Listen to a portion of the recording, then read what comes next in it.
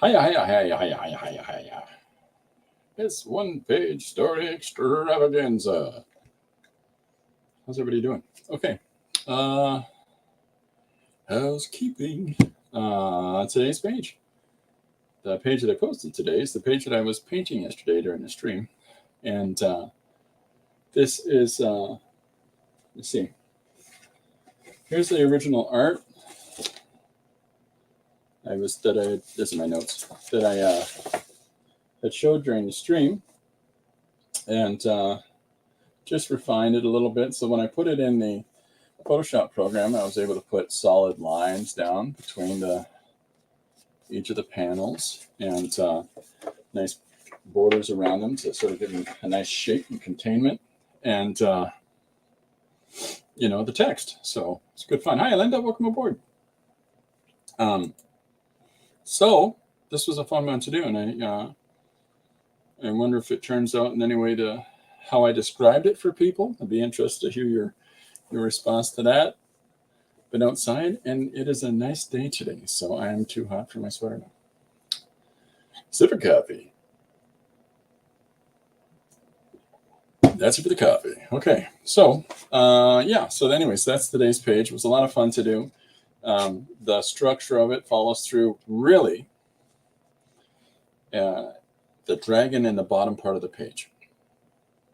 And it's not until the last panel where I have the dragon laying up against the castle that there's a resolve, right? So that's the approach I had in my head.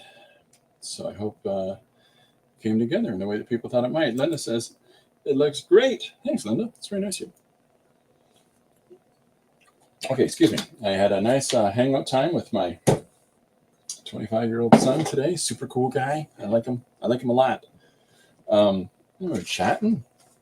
Went and got some groceries, and we're back. Okay, so I got a thing to show you. A little bit of show and tell today, folks. So I'm going to switch out to the overhead camera. Now, this is this book that I have been talking about. It's called Street View, and it's by Pascal Rabatte. Pascal Rabatte, maybe not. Street View. Now, the beautiful thing about this book is I am a huge fan of Hitchcock's Rear Window. And one of the wonderful things about Rear Window, if you're not familiar with the film, and if you aren't, please do yourself a favor and watch it. It is so wonderful. And it's just one of the greatest films. It's about a photographer who is he's broken his leg.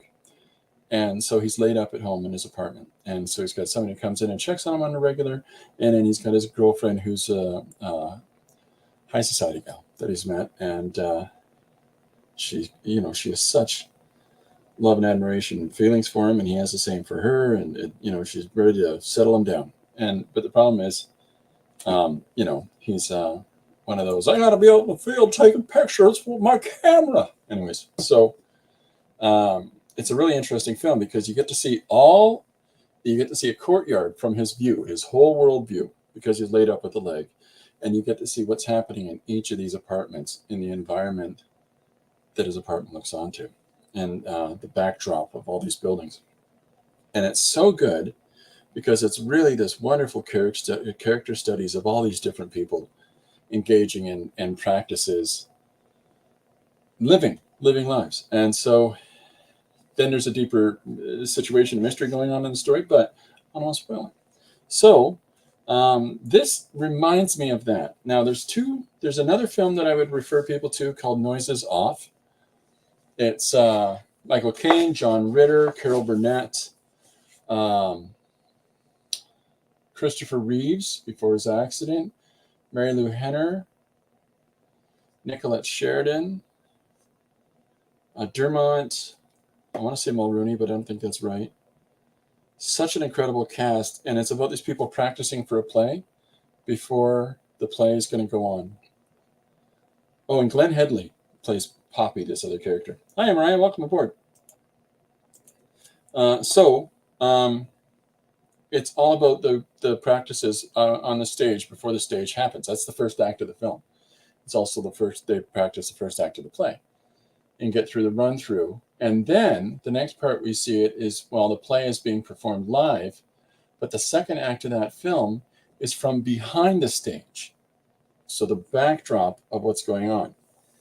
And, you know, between those two, can't stay for long, but I want to pop in. I am so glad you did. It's really wonderful you guys popping in like this.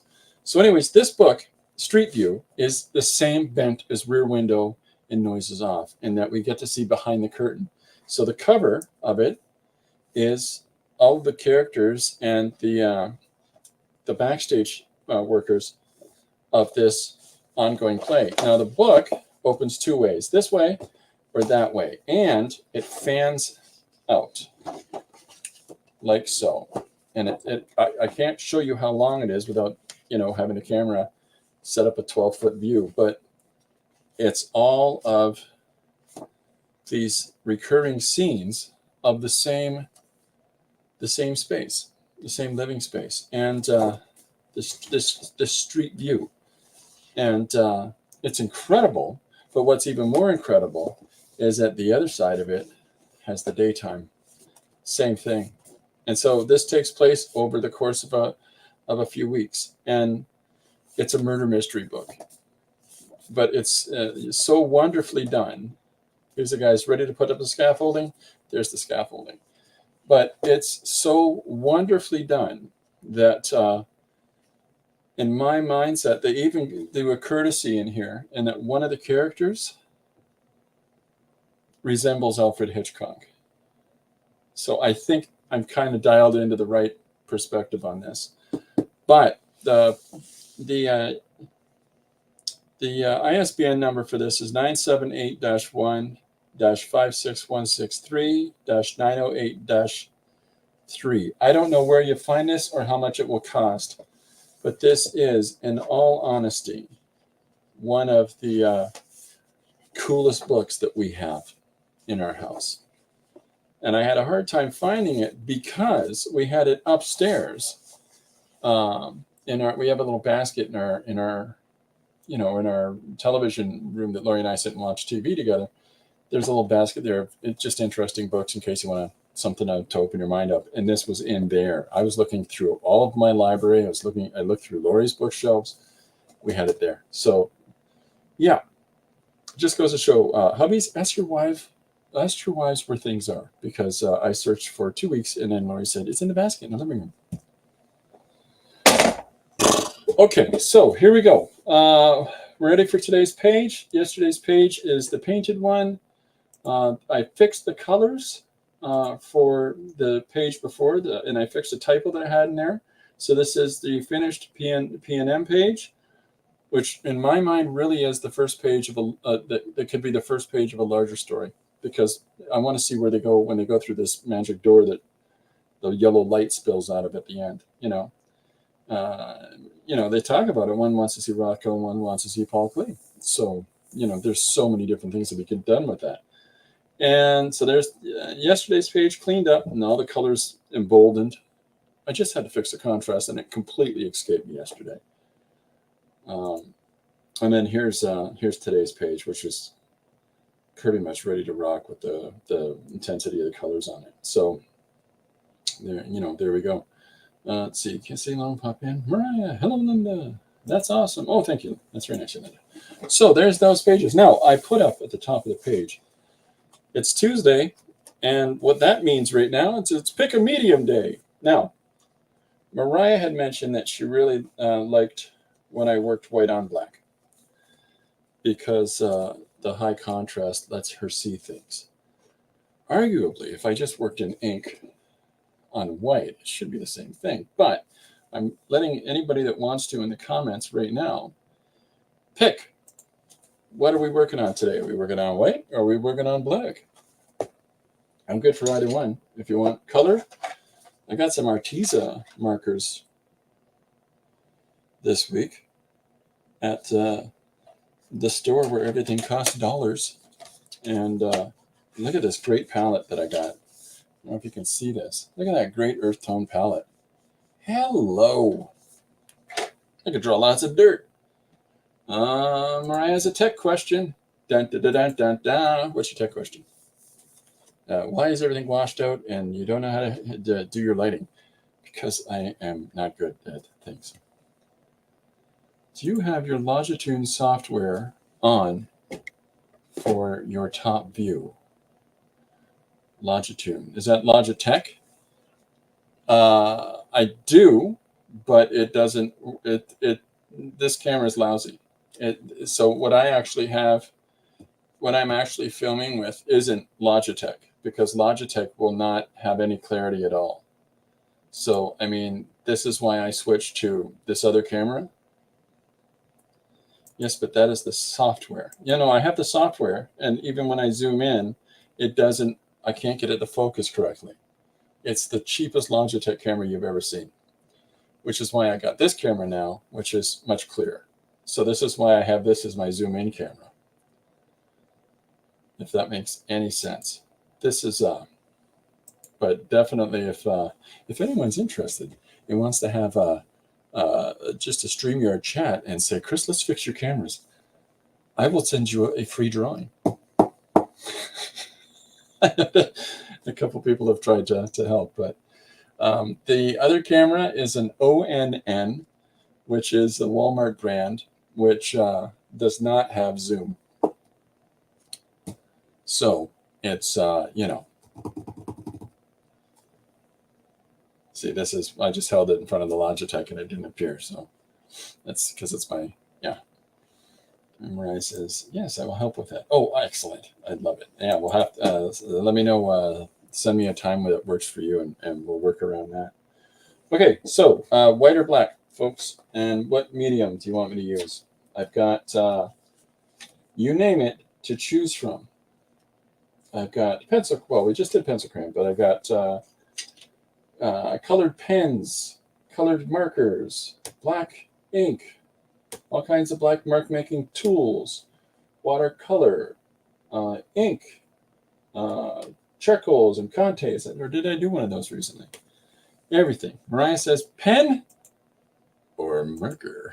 All right, pen it is. Okay, so I'm going to get really crafty, and first thing I'm going to pull out is the cheapest pen on planet Earth, the Papermate 1.0M, which I actually think is one of the greatest drawing pens out there. Now, today's suggestion. A person who makes fun of someone's challenges wakes up with the same situation. That is today's suggestion. And Linda says ink. Yep, we'll definitely put ink in there for sure. I'm totally with you. Linda, we're using your suggestion today. If you're okay with that.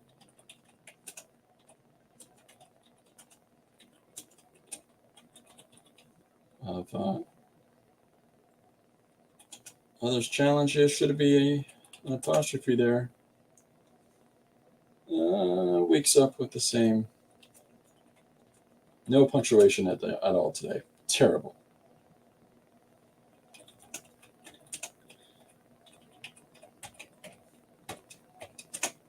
Yes, today's. I'm just typing this out and putting it up.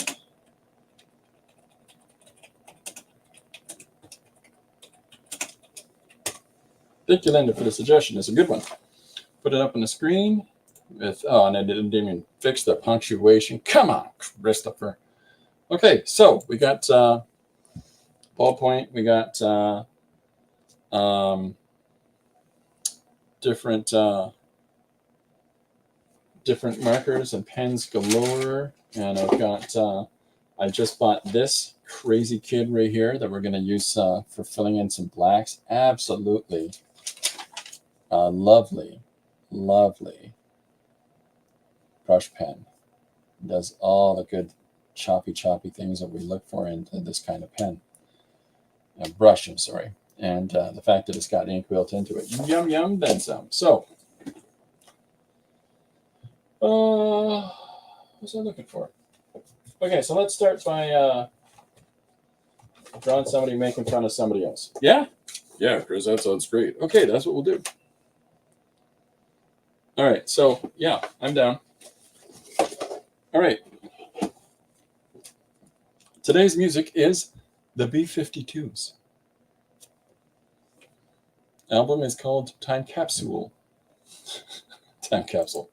It's a greatest hits thing. All right, so let's get cracking. So I thought first I'm going to raise my chair. There we go. Chair that is almost too high for a person who's 5'18". Can you believe it? All right, now, so the idea here is, first and foremost, I want to draw a loud, obnoxious character, and we'll start from there. Now, the way this page is laid out, now we're on a close view. I'll pull out in a larger view. Stay away, fools! This right now it's underneath that strobe line. Anyways, sorry. All right. So my intention, I'll pull out to the larger view for a sec. Now, with this page, there are pre-marked lines to divide the page up into quadrants, or divide the page up into basically a 9-panel format if I so wish, right? I can do vertical panels. I can do horizontal panels. You know, I can make odd shaped panels, whatever I like. It's up to me. It's up to you, and it's whatever page you're working on. Oh, I have one more thing, exciting thing to show you. I don't know if I did this or not. I went and I picked up a book when we were in Paris visiting my brother-in-law. We went for a walk with John and hung out. And I found a book that has inside of it these guides. Now, the paper quality is very light. It doesn't work. It's not a heavy cardstock, so it won't take a lot of abuse. But this panel breakdown works on any of the cardstock paper that I have. It's the same, roughly the same size. And but I put this over a light table, and I've got that basic grid on here for me to work out a specific sized image that is just easy to blow up to a full 11 by 17. And as well as that, I have this. So what this is 4 different panels with the spacing breakdowns that I just told you about in this large page, so that I can do my rough work on here, try to figure out a composition, see if that works for me, you know. And then it's a case of, once I've got something solid that I want to work from, I blow it up. You know, I put it into the computer, I blow it up to the size that I want, and I do the finished pencils and stuff over top of that. And the finished inks as well, and coloring. So it's a different mode of working that expedites your process. So you're not constantly trying to work up everything on your finished image. So, and if you don't like part of this, you know, you draw 2/3 of it, and you're like, I'm feeling good in that, and the last panel, you don't like it, well, just draw the last panel part over here. You know, move on. And you got 4 per page, 4 per side. Anyways, I found this at a store for $15 and 60 pages. Great. So great. Anyways, let's get crack-a-lackin', shall we? So we're gonna draw an obnoxious guy to start off with. And so what I'm going to do first, and I'm going to switch my view in a second. So this ruler is so lovely and long that I can use the guide that's already on this page from the bottom to the top. So when I put this light pencil mark in, and then I run from this point on the guide to this point on the guide on the sides, there's my first panel. There's my first square. And it's that easy. It really is that easy. Mariah says, size matters. Is it ever? Yeah, it sure does. Yeah, size matters so much that I have to drive completely the opposite side of the city that I live in just to buy shoes. It's the challenge of, you know, not a lot of places here sell size 15 shoes. So I get to go on an excursion every time that I want to get footwear. So, you know, it's fun. All right, I'm going to get rid of this maniac, this crazy character, and let's get working. All right, so the way I've got it set up with the page is that I'm just going to start by putting in our obnoxious guy who's laughing at somebody else's challenge, somebody else's situation. And So what I thought I would do is, I've got over to the side here, I've got one of these facial expression books that have all these, images of characters. And so the first thing I thought I'd do is draw obnoxious person in the foreground of this panel, looking at somebody in the background. Okay, that has a challenge there. And so I'm not penciling first. We're just going to go right into the pen work. And so the first tricky thing, of course, is figuring out where you're going to put your first marks to define the space in your panel. So, I mean, you can sit down and put down some geometric shapes if that's easier for people. And I recommend you do. You've got to find your comfort level and work from there. Okay. So if that's what works best for you, then do so, because this way. Oh, I got a blemish on this page below. So this way, if you don't start in the right place, sometimes you'll find that what your intention was, what your plan was for said panel, isn't going to show up at all. And the way that you wanted it to, you're going to have to resize your panel. You're going to have to resize the characters that are on it. Whatever it's going to be, it's not going to be to your original idea. So this book that I referred to, that has all of these facial portraits of people, if anybody's interested in this, The Facial Expression by Mark Simon, the ISBN for this is 978-0-8230-1671-6. It's 256 pages of faces, and which gives you great opportunity. Now, keep seeing the pen disappear because I keep doing this. And the reason that I do this is that when I draw with these pens, any ballpoint pens, this is just the Papermate one that I'm using, I'll turn the pen onto its side. And so in turning the pen onto its side, and so that I can get this lighter tone, the ink will dollop on the opposite side of the pen. And so that's why I keep turning it out, to get rid of those little suckers of ink that are going to cause a blemish on the surface if we don't. And then suddenly you got this dollop and you touch it, you put this streak mark across your image. And that is not fun. So if you're wondering why I'm doing that, also the back of my hand tends to be, looks like I have some kind of disorder. Hi, Miriam, welcome aboard. Okay, so first face is obnoxious guy. Oh, look at that poor person over there, just being smug and condescending. Giving our other character that we'll introduce in the same panel, just giving them a hard time for no reason at all.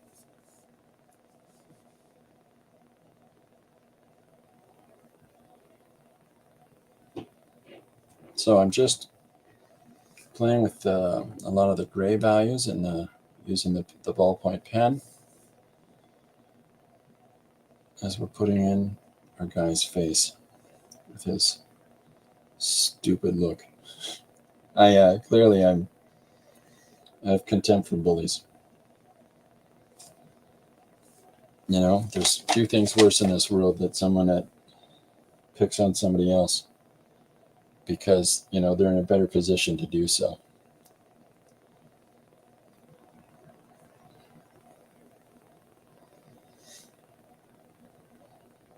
We had an incident on the weekend that I didn't tell my wife about. My brother-in-law is deafblind, and he lives in Paris, Ontario, where there's a place that for a lot of people, that a lot of programs in the same building for them, and the residence is there. So we went for a walk in downtown Paris, and we're taking John through the door, and this lady looked at John like she wasn't going to wait. And the person that was beside her, who I think might have been their partner, said, "Hey, just wait a second." I thought, oh, that guy's great. Chet from Weird Science. Oh yeah, perfect bully. perfect bully. Bill Pullman. Or not Bill Pullman. Bill, what was his name? He was the guy in Aliens that was, game over, man. Game over.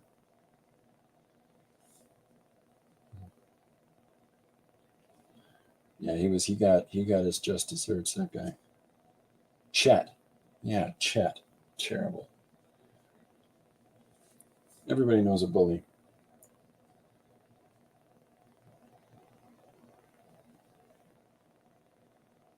So I'm giving him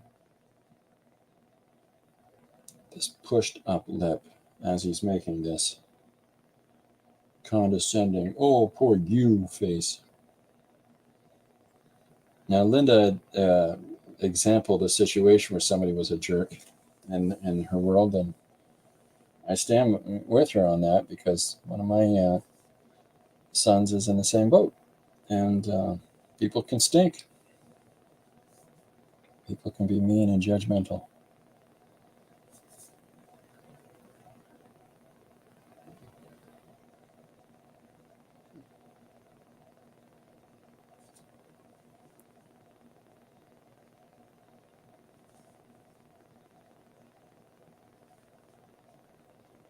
Just changing the shape of his head here. Let me change this a little bit. Bill Paxton, thank you, Mariah. Bill Paxton, appreciate that. I want to furrow this brow in a second, but I definitely want to get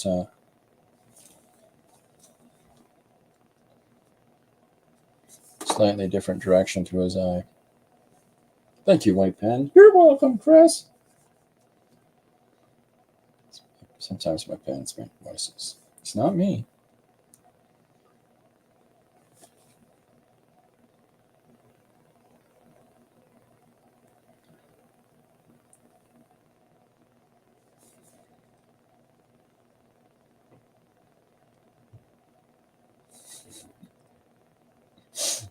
I'm just listening as I'm listening to B-52s.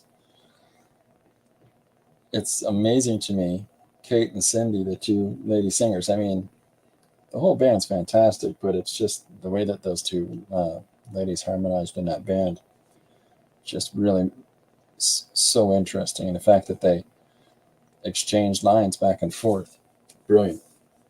Anyways, that and they're coupled with, there's a lot of ruins in Mesopotamia. It's like, oh, for heaven's sakes. Good fun. You misplaced one point in this drawing. My weird humor. I misplaced a point. Okay. Maybe. Or you do mean I misspelled something? Miriam. Pens with personality. That's right. Yeah, they're different, that's for sure. Talking to you, making sounds.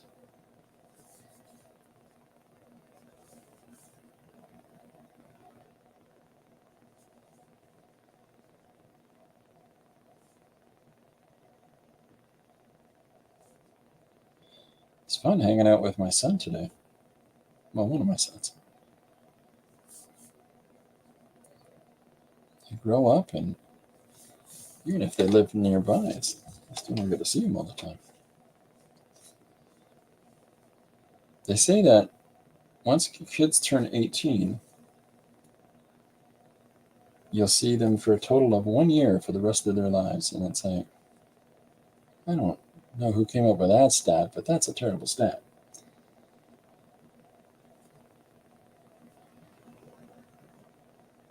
Okay, so here's our guy.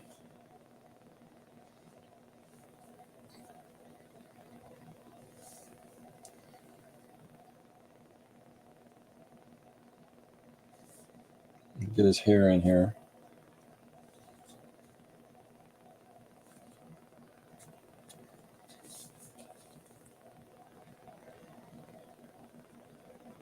I like drawing with pen.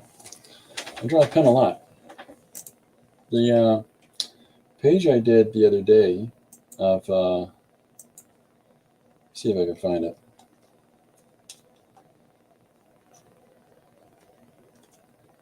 Yeah, this one. Hold on one sec. This is the last ballpoint pen page that I did. And so this is and different colored pens that this was drawn with. So it's kind of fun to draw with all the different ones, all the different colors that we can. But I really enjoy my drawing with ballpoint pen. I've got sketchbooks just full of it. So, all right. So we got our guy started. Let me get this back up here. So part of the fact that he's got the prominent nose and the pouty face on, being condescending, but just the fact that his face, this sweet chin and I'm trying to point out that here's this guy going, look at that guy, he's so dumb.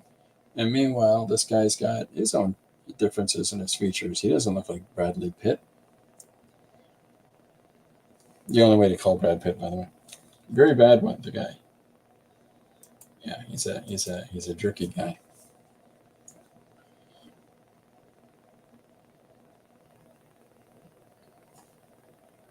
You can get so many lines with a ballpoint pen. You can get so much tone out of them. It really is just about pressure and whether or not you're overlapping the lines that you're making.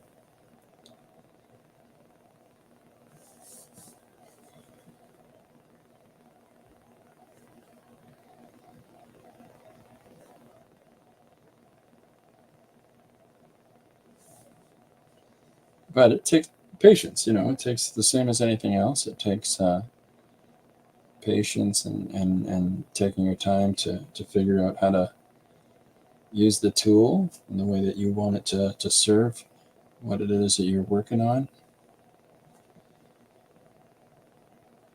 And as with anything else, we just sort of Carnegie Hall it, practice, practice, practice.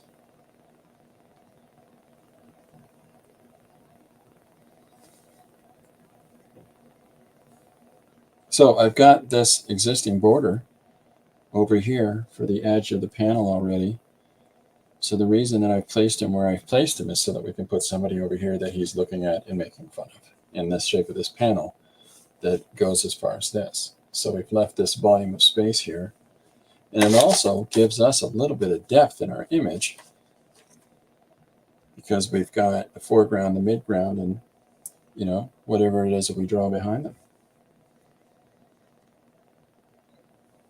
Kind of looks like one of the guys from Oasis.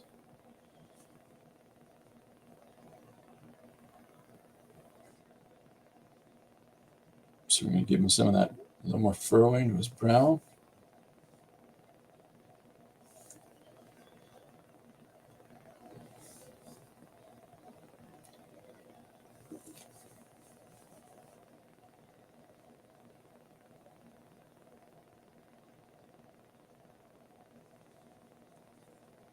Just building up some of the tones in his face.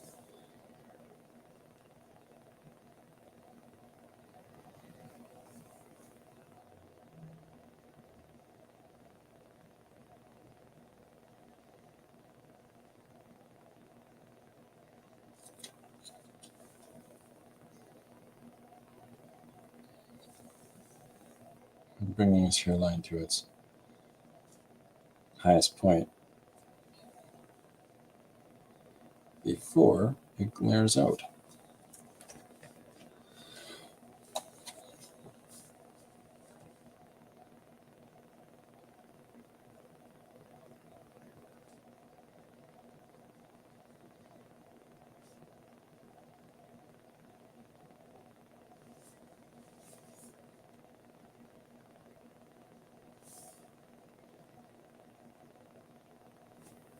See, I got a little dollop there.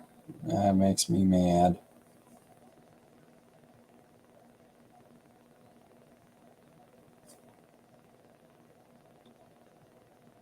Okay, so I think we got something to work with for this guy's face. Good goofy expression on him.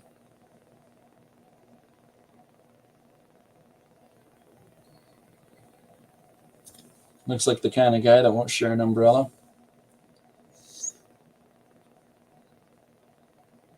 Even if I bat my eyelashes at him. But let's get the rest of his...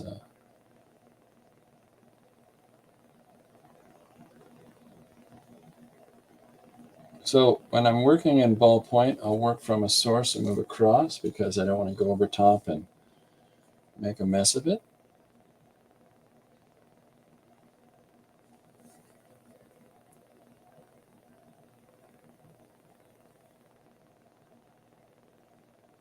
So I'm going to want to figure out what's behind his, behind our composition here. What's behind him, what's behind the midground characters.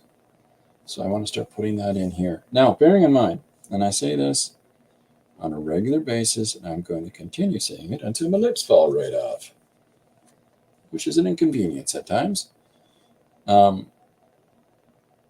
It does not hurt for you to draw in a background that's going to be covered up by the words. It just, there's so much benefit to doing that. There is so much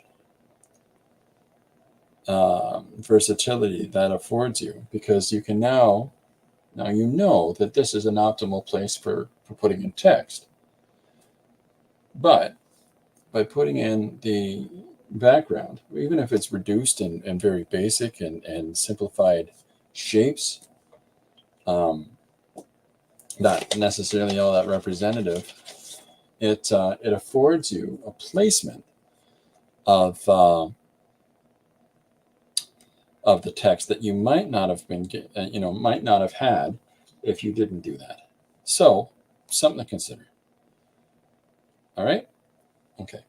So I'm going to put in some businesses and buildings besides, so that we can direct who he's making fun of to be across the street. That's my intent. So let's just get the rest of him in here. And the other part is, once you start establishing a character that in your first panel that you intend for repeated use, by the time you're done your first couple of drawings of them, that's your language. That sets for you the rules of how this character looks. It's as simple as that. If you draw it really loosely and abstract, then stay with that. There's no expectation for the perfect view from every angle, from every perspective. If you're at the point where you're able to draw a somewhat recognizable image and perspective and everything else in the first place, you should be able to carry that over to future panels. But don't become heavily laden on looking for resource images. Start with one and then put it aside and get cracking, because you got the gist of it now. Like the image that I've got has only got the face. The rest of this, we got to build up and put in ourselves. Jean jacket.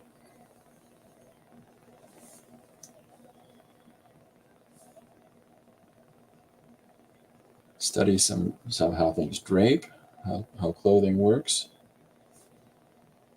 how it moves about and hangs on the body. Another thing I recommend for people to do is stop drawing Hollywood models or Los Angeles, wherever models you're from. Draw people, real people, because there's a wonderful beauty in the diversity of the human form. And so you want to try, the less than appealing person. You want to try to draw the person who isn't the perfect, weight or whatever it is. Let that go. Draw everybody, because the more interesting you can put people in your images, then the more that's going to make more interesting your drawings, your work. So Takes a little time, but it's worth it, you know? So let's push them back by putting a car. I'm sorry, let's push the background back. We'll put a car here. Just thinking, we got the window.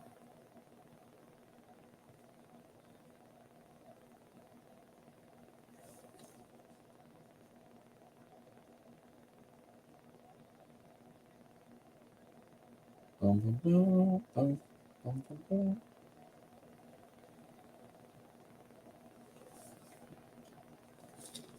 Okay, so following the shapes, I got a smudge. Gotta watch out for that guy now.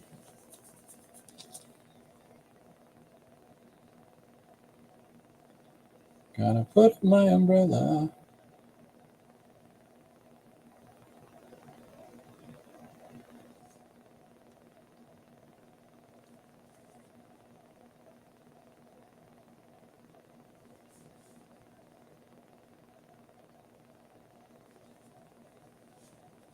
Okay, I'm gonna use a paper towel.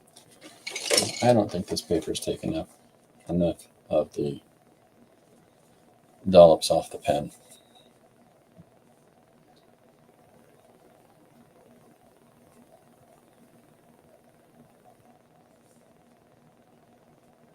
So now I'm drawing this car and then getting this set in the image, and then I'm going to hop over here and work across. But right here on the opposite side of the street is the point of his derision, who he's making fun of. So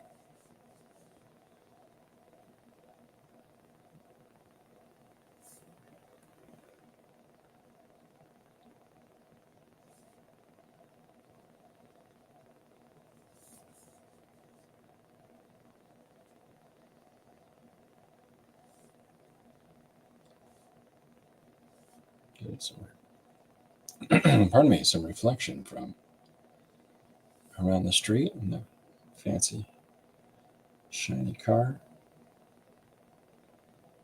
Just gives a little bit of movement. I have a drink. Hold on a second. A little bit of movement in the car. So we got to decide as a group here, and I defer to everybody that's here. The guy, the suggestion for the page is a person who makes fun of others, of another's challenges, wakes up with the same situation. So I'm thinking lightning. I think that having this person hit by lightning and then waking up on the ground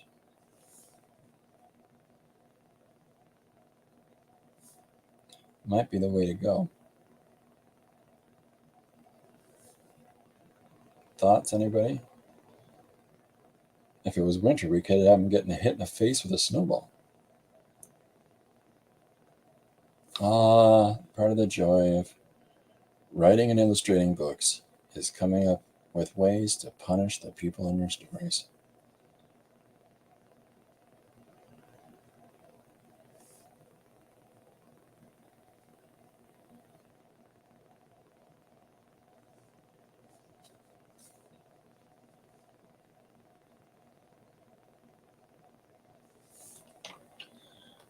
Oh, hold on a second. I might have scrolled up and I forgot to scroll back.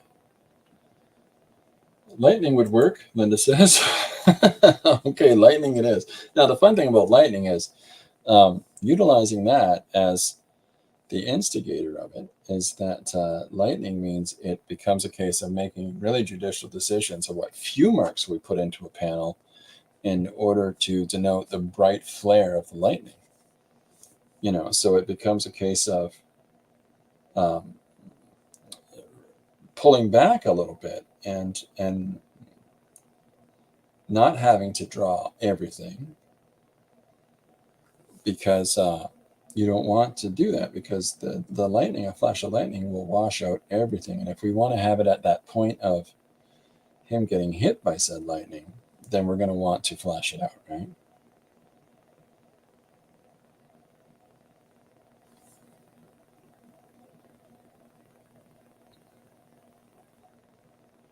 go. Okay, so I've left a space. A very artificial move, I know. But this space that I'm leaving here between him and the background is just an additional separator. I just want to visually, representatively separate him from the next plane of the drawing.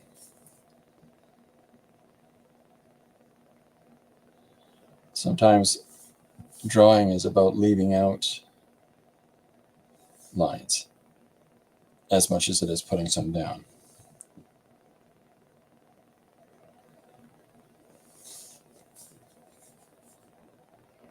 It's just about trusting ourselves in the marks that we're making.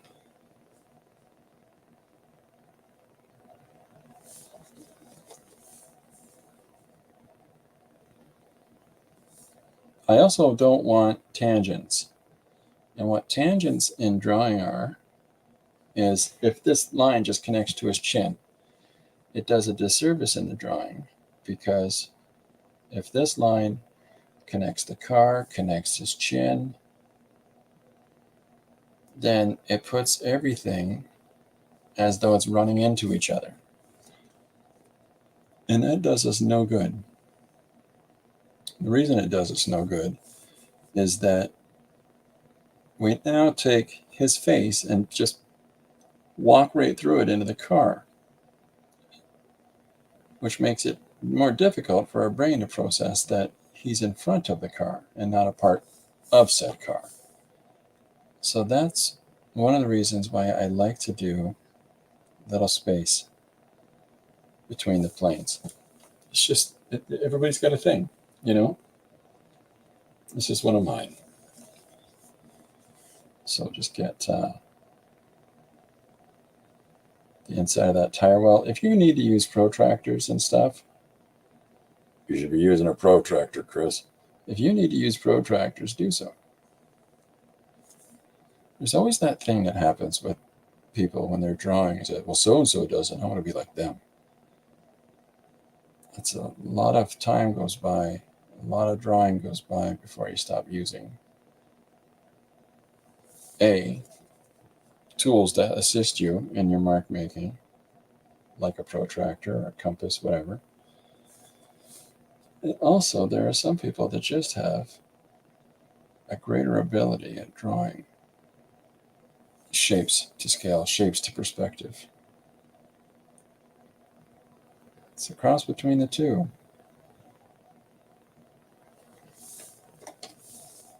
Okay, so we're going to put some defining characteristics across the street. Let's put a post.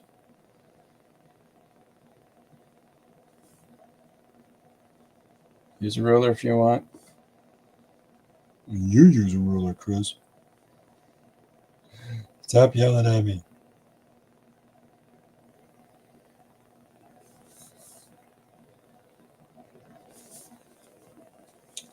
Am I missing stuff? I think. Oh, just keeping up. Okay, so now I've got foreground. Okay, now a way that I can show the space moving through is by overlapping objects. And the overlapping of objects allows us to understand the depth of the image a little bit more. So I want to have a sort of exchange of shapes and an exchange of textures and form. You know, the sort of nice lines that are moving through the car. Well, I'm going to put a tree in behind this guy. And so, you know, initially we just got a face. We got a face in this book. That's what we started with. The rest of this is we just go into your imagination or try to figure out another avenue, like sketches that you've done or things that you can remember. Or Lori had a conference in Toronto, and I joined her this last summer, I think it was, and I spent a couple of days of walking through the streets of Toronto because I don't understand how the public transportation works with the cabs and the buses, and I tried to use them and ended up getting turned around and anyways, so I find it easier to walk places in the core area of Toronto. But I got to see a lot of streets and a lot of buildings, and I would stop and make the occasional sketch of a building, but I was trying to put everything I could to memory, the old eidetic memory, and so I draw on some of that when I'm working, and you just pick and choose images you've seen, sketches you've done. Use sketchbooks, folks. It's liberating. It gives you something more, even if it's like a cookbook. That's what I call it, when you just got a tutorial sketchbook where you're writing down notes so you remember how to do things, and jelly plating or whatever else. Jelly plating attempts, Braille-offs, put those in a sketchbook and then work on top of those. That's fun. That's what this is. Hold on. I've got one that I can actually show you right now. When I'll do some jelly plating and make surfaces for me to work on top of. But I will also take, that's the wrong book. I will also take the Braille-off pages and use those as surfaces to work on. So that's what, no, that's just regular. That's what this is. These are Braille-offs. And, and I did a little jelly plate image on top of here, but the rest of this is just rolled ink or rolled paint. And, there's the foundation for the surface for a page with this color palette, and it sort of gives us if there's a little imprint of orange paint here like this, as I'm doing each panel, I want to emulate that and move it across. Just a fun little thing to continue through as you're drawing these various faces on Mars. So, have fun, try everything. I like buying textured papers or pre-printed papers from Walmart or the like. So in the street scene that I'm drawing, I'm putting a tree in front. It's the little things like that when we're in an urban center or wherever we are that makes more realistic our scene. This street has gnarly little trees with little branches that are however many years old, but they're there in the sidewalk when we walk along, right? Okay, so now I've got this, so I want to consider, got a light over top here of a business, but let's put in some windows.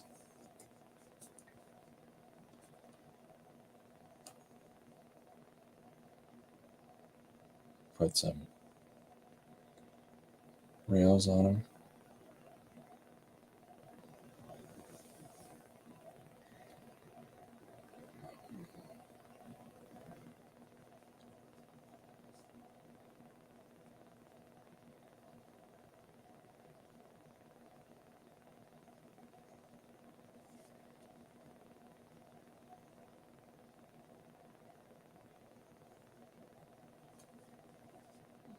So I've got a railing started here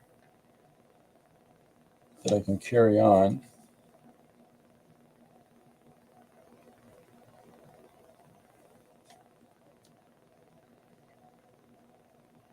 Try to have relatively even spacing, I guess.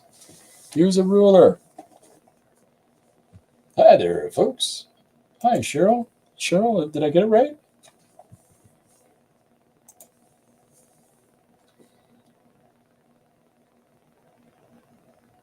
So this is like a fire escape or a balcony I'm drawing in. I really, really like fire escapes and ladders and things like that. And where I live is only really, we're almost 500,000 people, and it's only really becoming a city now with high rises and the whole dealio, you know. But for the longest time, it was just short buildings and maybe apartments on second floors in the buildings downtown, but most of those were run down. They're only improving upon them now. But that's one of the things that I really like about New York scenes is big city scenes is all the grading and fire escapes and really interesting shapes and just good stuff.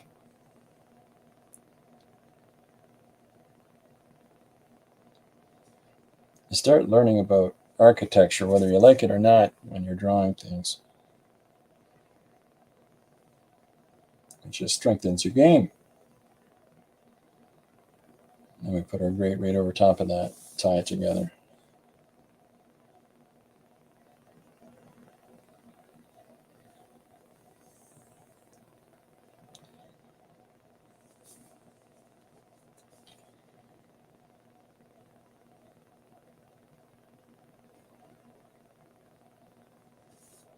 Just allow yourself that. Allow yourself to wander through your memory, to wander through your imagination for a moment and recollect.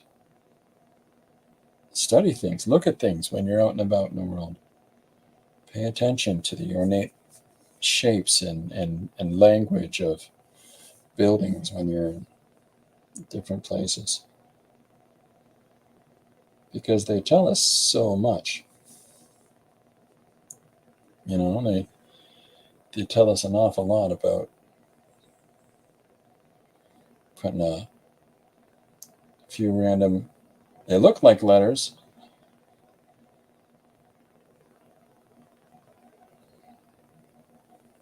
or a sign on the front of a building. And we're going to make a restaurant here. So, again, this really doesn't really matter too much.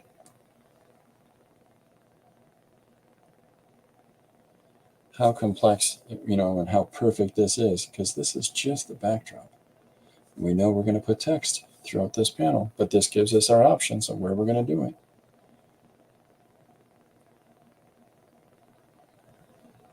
Don't see things as lines. See things as shapes. And then whatever marks you're putting down, lines, whatever else, define the shapes with those lines.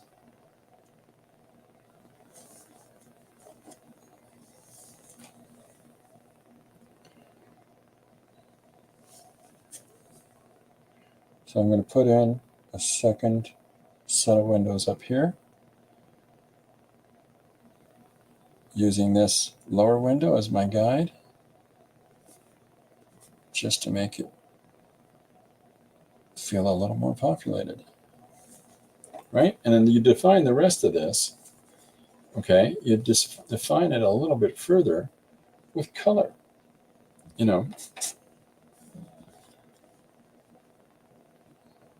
So we'll put a little more shape language on this side, a cutoff point for, again, you can just look at shapes, don't look at lines. Like, think about your eye is going to fill in some of these things so that I don't have to draw them. I'm cheating, and you're helping me do it. The human brain looks for patterns. Okay, so we've now got 1, 2, 3 planes. Our character, the tree in the midground, and the background. We've got our character, we've got this car, right? We've got this side of the street. We're going to have the street, okay? Opposite side of the street. which ties us into this plane here. So keeping that in mind, we're going to try to develop this up a little bit more. Okay, so I want to think about a couple things. First, I want to think about, I got so much.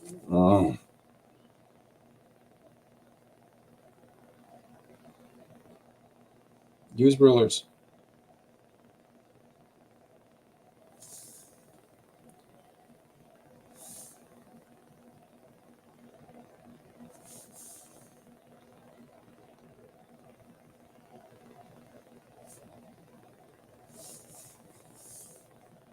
So I want to think about some of the marks on the road right now, right? So we're going to have a divider line down the center. Maybe it's raining. Maybe the street's wet. But just doing a field of gray across the street isn't very interesting. So instead, I'm going to, again, set you up to fill in some of those patterns.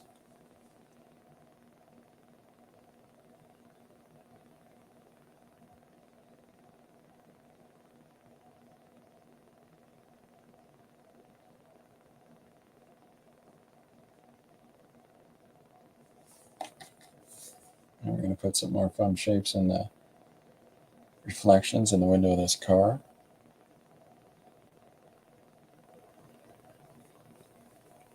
Tells you there's some more things happening.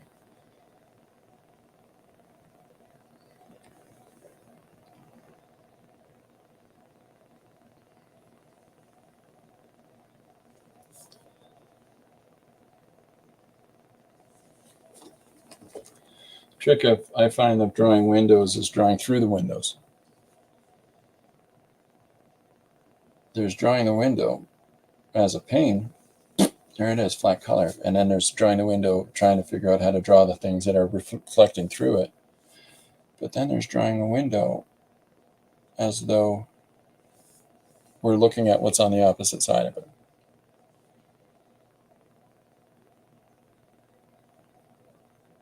And sometimes that adds more for us. These lines, because I have these lines over here more clearly defined, you know that this is what this is. You know that we're looking at the pavement through the window. I know that because of that supercomputer in your noggin. Where are we at? We're at an hour 3. We're doing all right.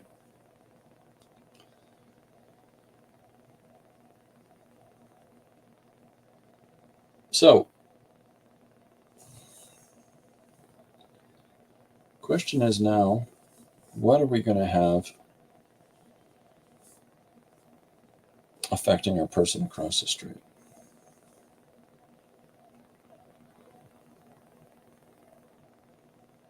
First off, I'm going to come up with some shape language and put, it's like a newspaper dispenser. I think they still have those. I think people can still read newspapers on the street. I don't know. Maybe I didn't check enough when I was in Toronto.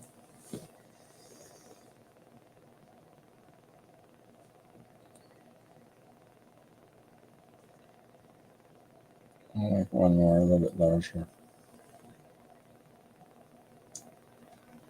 Shape and changing up the shape that's at the base of it.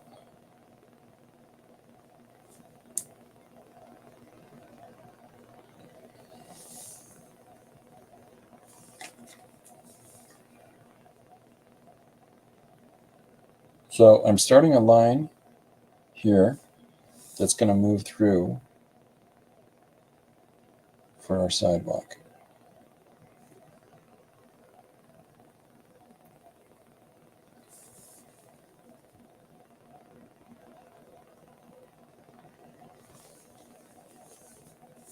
And then this line is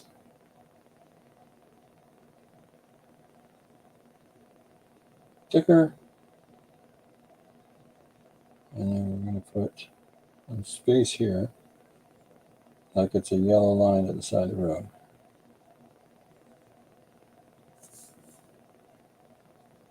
So we're defining the line by not drawing the line. Does that make sense?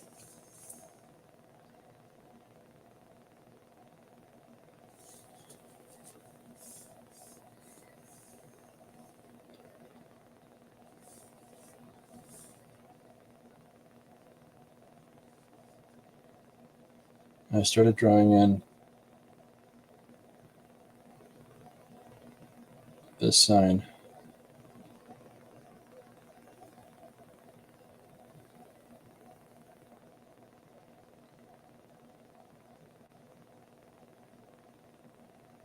This is a couple of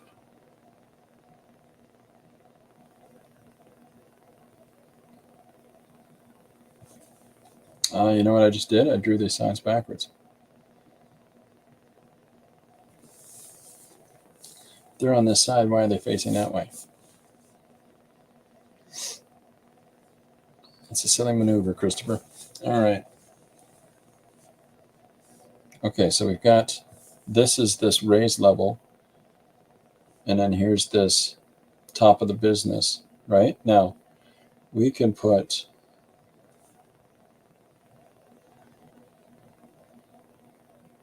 a line across here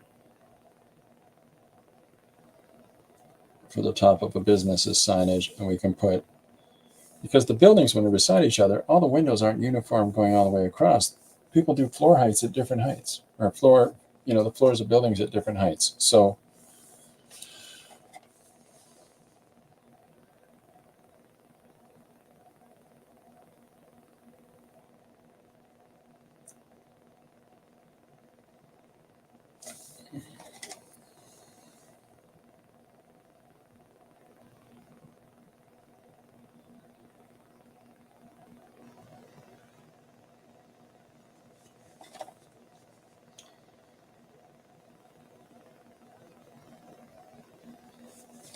okay, so we've got definition between the two buildings and some of these little abstract marks that we put down, these little shapes. So now it's a case of putting, what's it called? Like a fabric overhang, right? So that's what I'm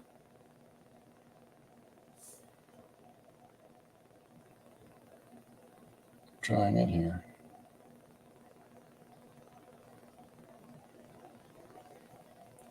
So the idea is that when I'm done this, the next page that I'm going to draw is him with a ha ha ha, big wide open mouth, laughing his face off, at somebody else's making a misfortune of somebody else's situation, and just obnoxious. And so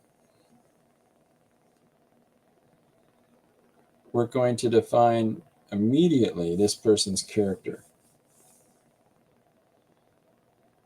who is the leading character in this piece. I would arguably not say the protagonist of it, because he's a bad person. He's not a nice guy.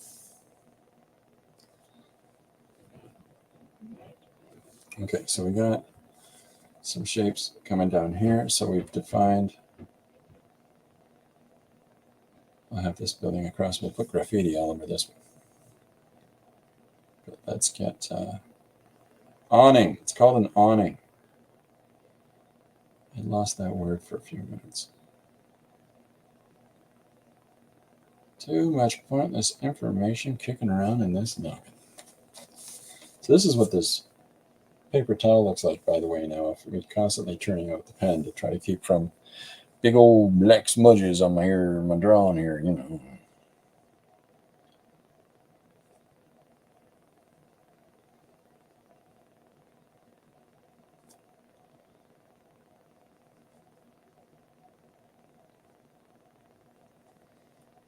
So I got some lights underneath.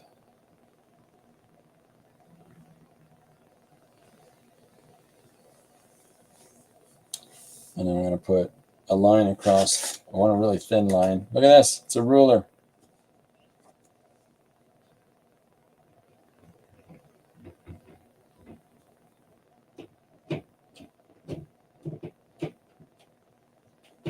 Happy. All right. So let's put our first window in.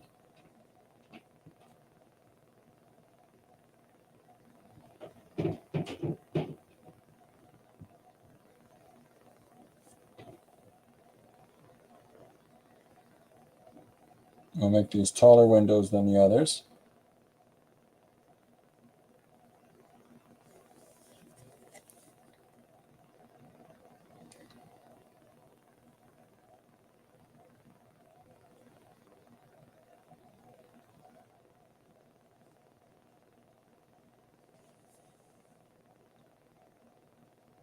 I think that with this spacing, we can get 3 comfortably across. Let's see. How do you approach a porcupine without hiding behind the elephant? All right, I'll write it down. That's a fun one. I don't know where I threw the book. How do you approach a porcupine without... Now, can anybody tell me if porcupines and elephants are in the same locality? Hiding.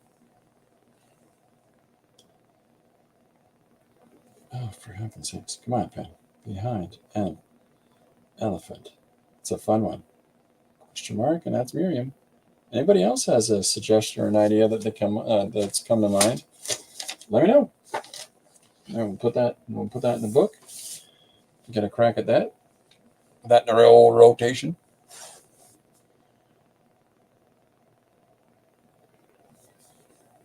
So again, I'm drawing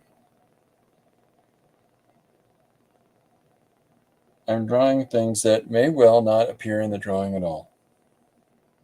It's kind of why the originals on... One of my friends likes the originals on Patreon because it's like,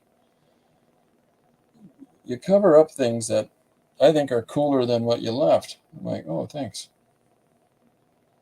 Now I get what he means, right? Like, I understand what he's saying. He's saying that, because of where the placement of text goes, that there are things that are lost. But he was asking me, in addition to his comment, why I do that if it's not... And as I said before, I encourage people to do that, because when you're doing your placement of text, when you're doing your placement of story, you have the opportunity to move it from here to here. You can put it there, you can put it here, because you've left enough information underneath that people know what to look for. They're looking for the text to read, but they know what's going on behind it because you've got the entirety of that placed down. And for whoever might be interested in seeing that original image, well, they'll find it.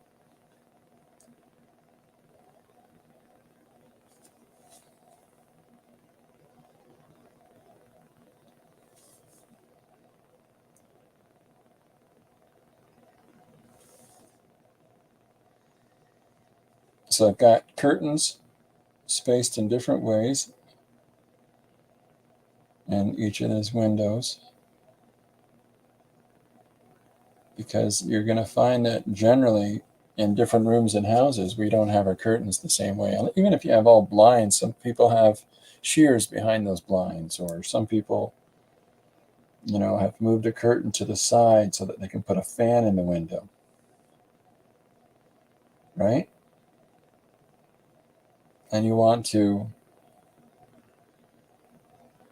do your best in whatever simple language you make your marks with to emulate that, to try to find those opportunities. Now, I'm going to do something that might at first seem a little weird.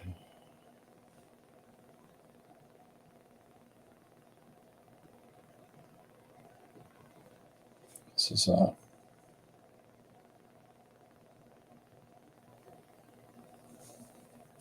going to put a sign up.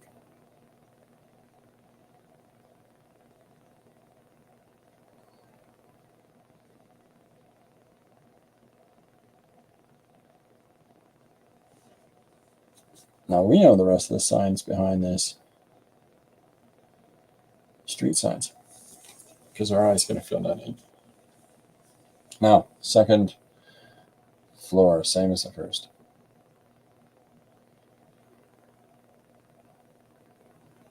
I don't know how exciting this part of it is, but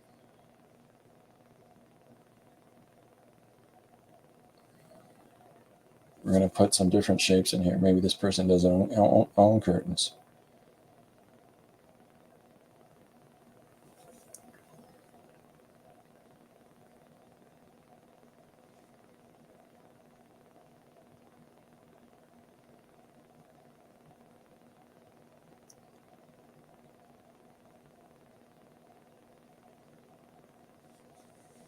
But we know it's a window.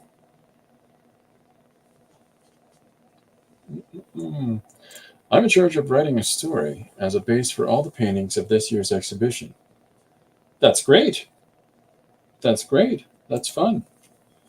Is it a tightly confining story, or is it an open story of,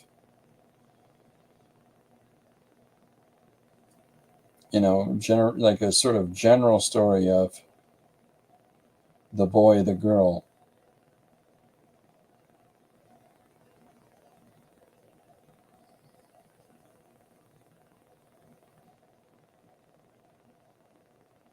There's a couple different methods in storytelling when it comes to sequential work that I think the larger storytelling community should consider. And that is, here's a general plot synopsis. Here's a general plot idea. The boy always loved apples, met the girl at the market on a summer day. There you go. And then it's, well, how old's the boy? Is up to the creator. Kinds of apples. Is she selling apples? Is, they run into each other and,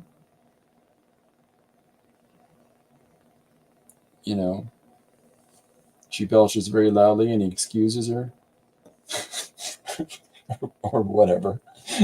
I like that sort of opening. The whole bucket. That sounds like a lot of pressure. Are you nervous? Are you nervous, Miriam? I don't think Miriam's going to be nervous.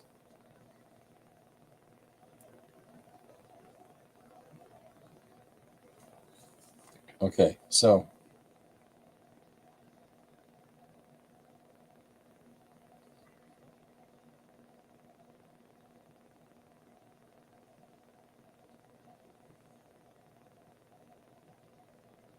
not the tiniest building.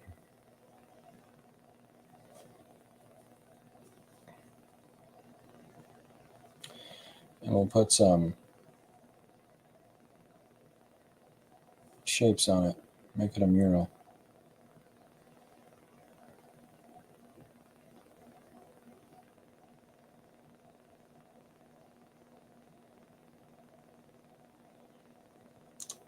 Why not, right? Put a little Steamboat Willie on here.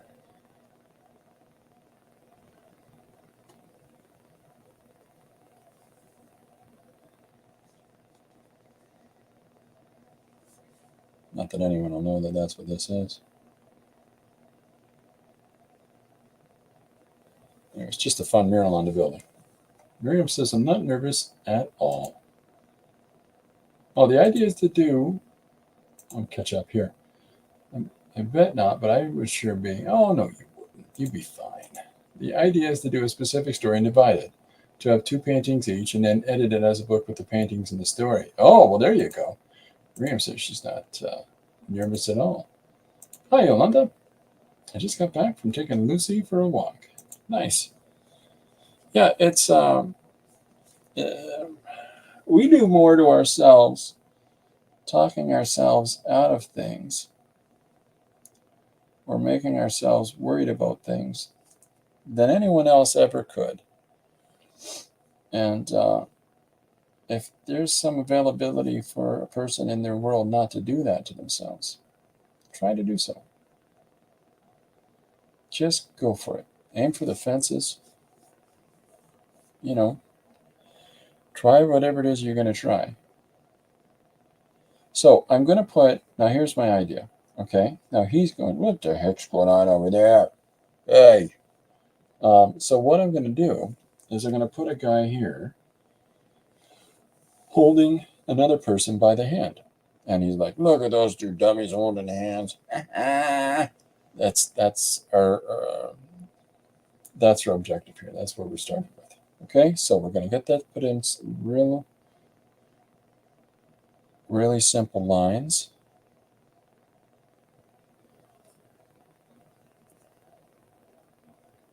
And let's put boom, boom, boom, boom, boom.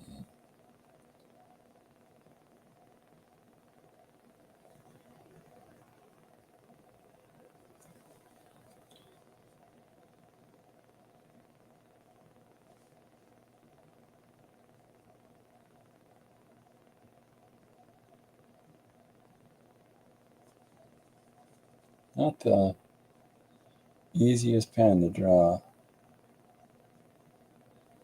on details like this, so we're really going to simplify.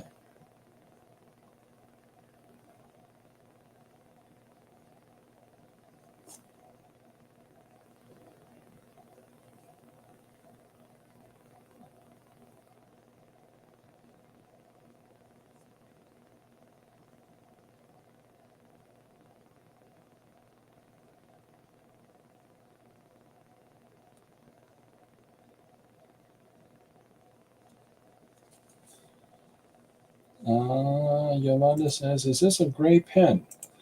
Nope, it's a black pen, a black Papermate 1.0. It's just, I tend to draw with light pressure.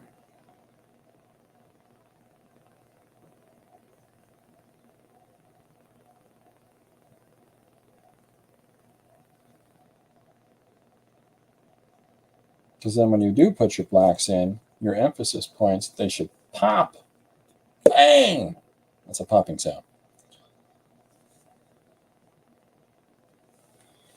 Okay, so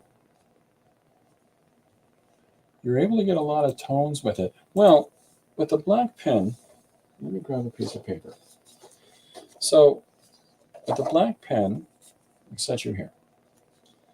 There's a couple different ways that we can apply pressure, right? When you use a pen normally, there's your black line. Some people press really hard or go over something. So there's your secondary line.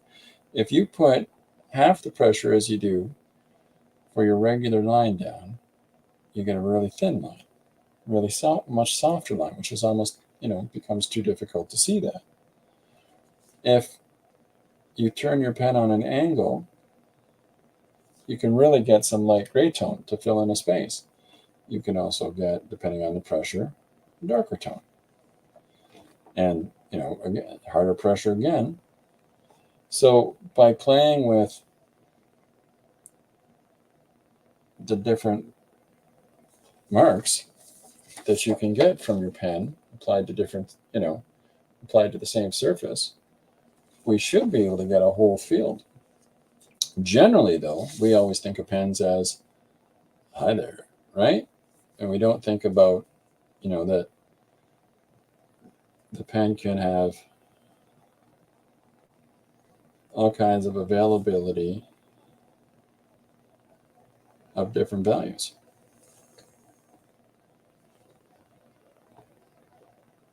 Anyways.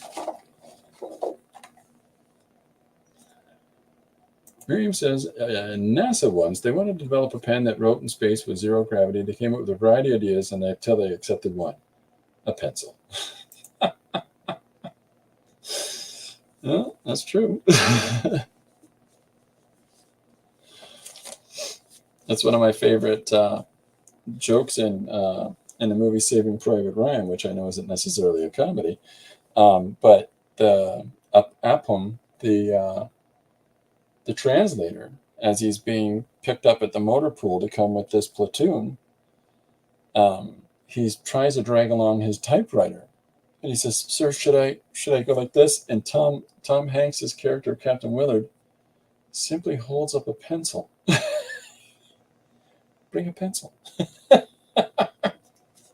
So good. Okay, so we've got our first character, and now we're going to have our second character with him. Now, I'm going to do a couple little things. I'm going to put him slightly on an angle. I'm going to give him straps for a backpack. Okay.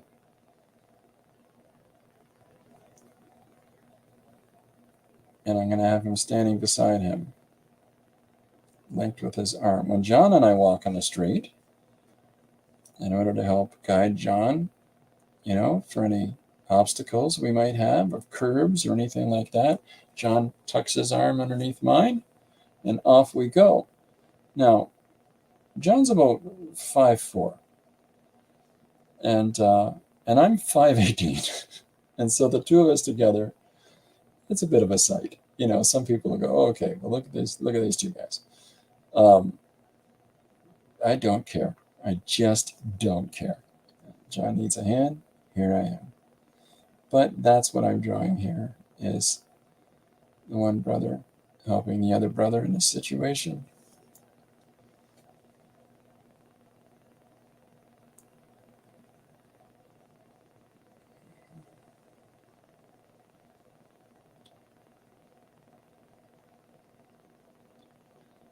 I'll give him a couple little defining characteristics. And in order to give a little more complexity to our page, I'm going to put a leg here.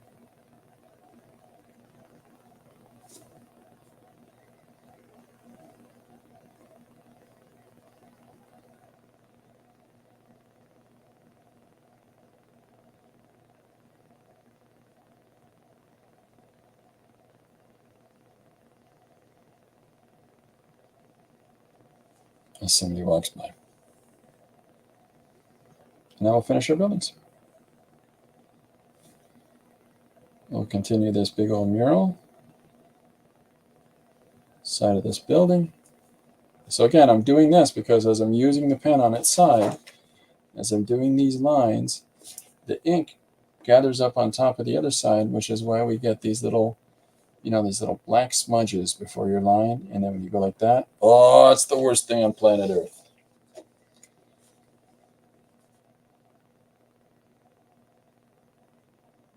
So we'll fill in our mural. And I'm doing that little white separator line between our person walking in front of it and our mural in order to just push that mural away from them just a tiny little bit.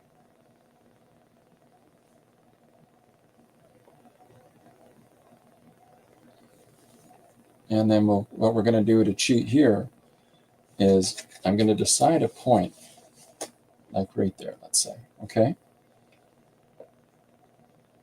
And I'm going to develop a shadow in the background.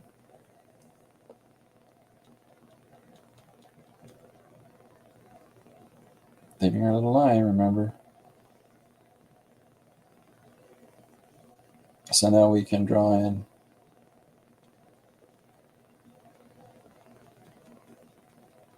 this environment behind them.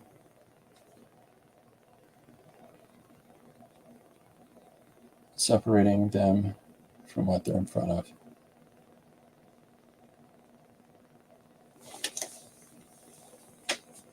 Linda says, "Oh my, that's perfect, Christopher. Oh my goodness, that's very nice of you to say." Okay, now I'm going to be I just want to play with one more thing. And that is that I'm going to have this shadow shape move up into a window.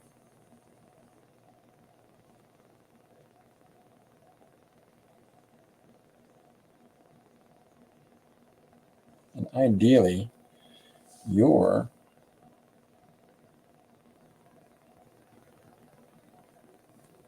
or anybody else that looks at the page is going to fill in the rest of this window. Now, I'm going to do the same thing as I did up above, but I'm going to define the top of the window utilizing the negative space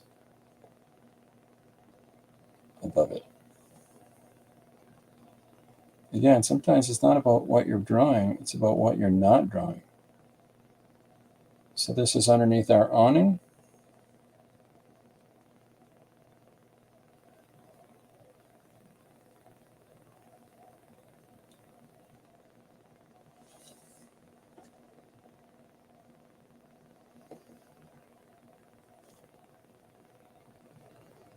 And we'll finish in our window.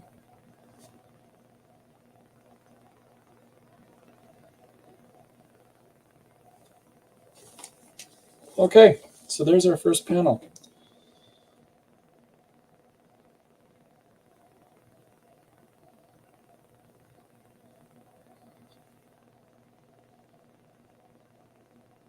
I want to leave that space. Push this street sign, make sure it's fully in front of that environment behind it, right? And we'll deepen it up just a little bit, just to bring it away from the lighter tone in behind, right? We can do the same thing with the very edge of this car. Just deepen that line, just darken it up, and hopefully that pulls the car up forward from the background behind it, right? So ideally, this white line is doing the same thing as we just did with the darkening of these foreground lines. Ideally, this darker line here for an object, and this is, I like to do this, by the way. I like to do, I can't remember what it's called, but I do it all the time. There's a language where we do reversals. See the white shape on this side? There's one on this side that's a dark one of the street, right? It's the same as, let me pop this up for a second. On this page that I did today, the sweep of the tail for the dragon is an S that moves upwards, right? But there's a sweep in the flags and the soldiers down below that's an S that moves downwards. Mirroring. It's called mirroring. I'll write it down in case anybody can't understand. Mirroring. And mirroring, this it sort of allows a symmetry to go into place where you've got this action up here. Oops, I'm writing on a piece of paper that no one can see. Okay, so mirroring is the word, all right? And so when you've got the sweep of the tail moving up, and then even though it's not the exact same shape, by putting in the flags that are moving down below, and then the second flag is furthering this arc. So while this goes up, this goes down. And that balance between the two separates and at the same time couples the composition together. It's just sort of like it's almost like it's an unconscious thing that it's just that little bit of complexity to be complex, you know? Miriam says, when you think there's no more space, Christopher finds a piece of panel to do a whole story. Well, we want to introduce a whole bunch of elements in this composition, right? And so in order to do that, some of the things that I'm trying to example is we want to establish this character first and this, what the heck is that, smug face that he's giving as he's making a judgment on these two characters on the opposite side of the street, these two adult men holding hands. And what is this? And so in the next panel, I'll show you, I'll put the image in. My intention is to draw this crazy, losers, you know. Is he a good person? No. And I want to tell you that he's not a good person as fast as I can. What is he looking at? This. What is his reaction? Horrible. So immediately off the bat, this character that's in the foreground, the character that we're focusing on, doesn't always have to be a good person. But we want to make sure that people understand it's not a good person. And so because he's not a good person, we want to tell the viewer that as soon as possible. Making a judgment call on a couple of people across the street for no reason at all is a good way to example that this person, well, we're all adults. We know. So, Ilana says, very cool Dragon page, Christopher. Thank you very much, Ilana. It's super nice of you. It's crazy how quickly you pull together a whole scene. I appreciate how you talk through everything. I'm learning a bunch. Well, I'm really glad for that. That's the whole reason that I'm, rather than just drawing in my studio anyways, I started doing the live streams so that if there's anything that I can do to help anybody out in their growth, in their journey of storytelling and figuring out ways in which to do so, then I'm there for you, if I can help out with that.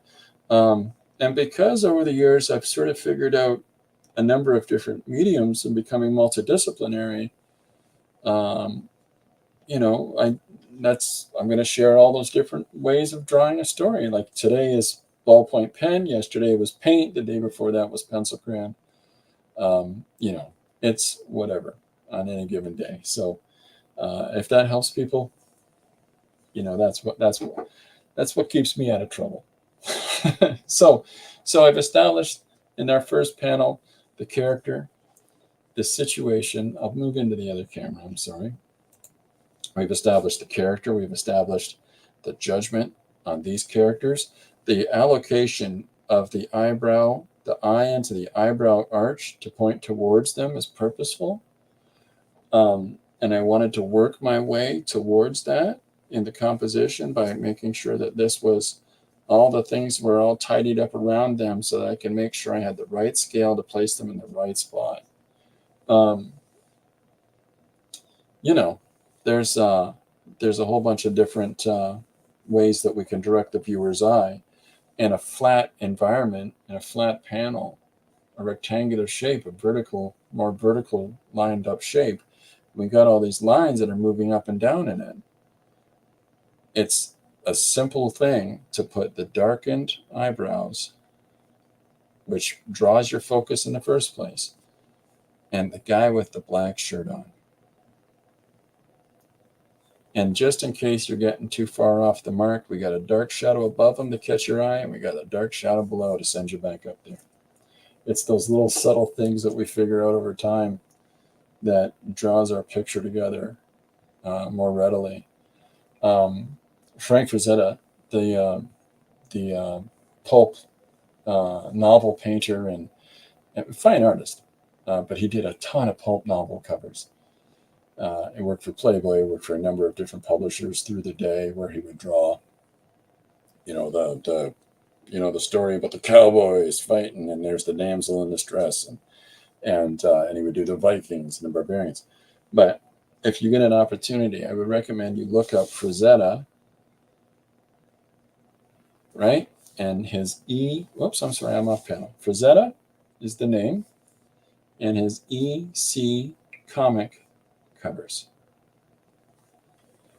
He did some Buck Rogers covers, and you want to see an absolute mastery of using simple black and white in a composition, and how he uses tonality and shape to draw your eye around, to move your eye through a composition. He had a big effect on me when I was a kid. And there's all kinds of people illustrating today that some very emulative of his work, and others that you can clearly understand that they understand the way he approached work. So, Miriam says, I'm not here for the learning, but for the entertainment. Yeah. Not. Okay, so we've got our thing started. I'm at an hour 40. For those that don't know, I'm a type 1 brittle diabetic. And so that's why I don't go for hours. A couple hours is a good space for me before I need to go and make sure that things are running tickety-boo. But I will get this done, and I will get it posted for tomorrow. Thank you, Linda, for the suggestion. Thank you, everybody, for the comments. Any questions you ever have, feel free to put them in the comments for the videos. Or if you're here during the chat, feel free to put it during the chat while we're going. You can direct message me, or you can put it on any of the posts that I have. I put posts up daily, except for Saturdays and Sundays. I don't guarantee to put posts up, but I do on my Patreon. I do my best to do that. So extra pages there. Yeah, and thank you to all the people that have signed up recently. I can't tell you how much that just tickles me pink. I appreciate so many people coming out. When I started doing this a year ago, as of the 15th of January, is where I really sat down to do the daily streams, and I had 26 followers. So, it's a real grace to be able to talk and engage with so many people, and I really appreciate this larger community of such cool people and such talented people. Thank you for taking part. Yolanda says you need to take care of yourself. That's what I'm doing. I retired from working as manager of a bookstore for a long time in 21, and I just work in my studio now, and I illustrate different projects in the morning, and I do this in the afternoon and finish them off in the evening. And yeah, it's what I do. Thank you so much. Thank you, Miriam. Thank you, Yolanda. Have a great day, everyone. Thank you for drawing my thoughts. Of course, anybody wants to suggest a one-page story idea, I am down, and I'm not afraid of a challenge. I still say the one that stands out the most is Jim Luan's A Horse Playing Guitar, Riding a Bicycle on the Edge of a Black Hole. And I still say that one day I will be brave enough to take on this haunted bow tie. Anyone that wears it kills. One day I'll do that one-page story. I've been making that joke too many times. All right. Bye, everybody. Thanks up. Thank you very much. Thumbs up on the way out. Oh, I appreciate that. Thanks very much, everybody. I'll be back tomorrow at 2 p.m. EST.